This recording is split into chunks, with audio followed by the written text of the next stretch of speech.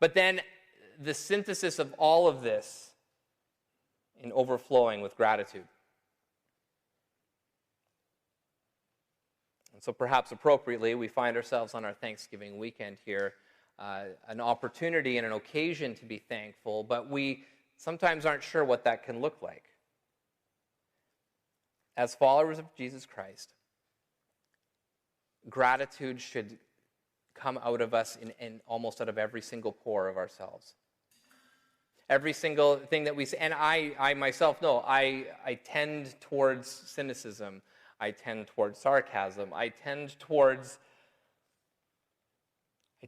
not saying what I ought to say in gratitude, but instead offer perhaps something more pointed than is really necessary.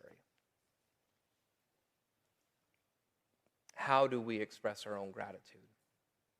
How do we express the gratitude that we have to consider what we've been entered into by believing in Jesus, what we've been forgiven, that we are able to overflow with the gratitude that we have?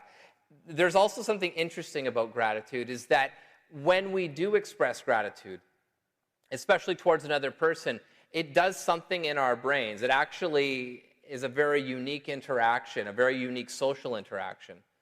Because gratitude is more than just simply saying, well, I'm pretty thankful for that. I think that the fullest expression of gratitude is when you can express that to another person.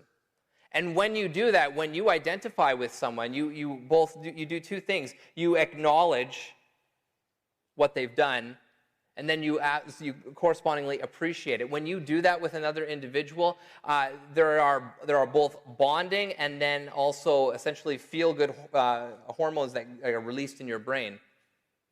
And actually, little ruts that get put into your brain to bond you with that person in some particular way, in a meaningful way, in a way of connection, of interpersonal connection, rounding all the way back into how we are to express ourselves in community. Would you describe yourself as overflowing with gratitude? As someone who is just brimming over everything that God has done and then expressing that into the lives of other people? Express that gratitude. These are the ways that we avoid being deceived. That we would not be isolated and not be hardened by what the world offers, but we can engage in that and then continue walking in Christ. We avoid the deception of reasonably sounding ideas by remaining with others and keep walking in Christ.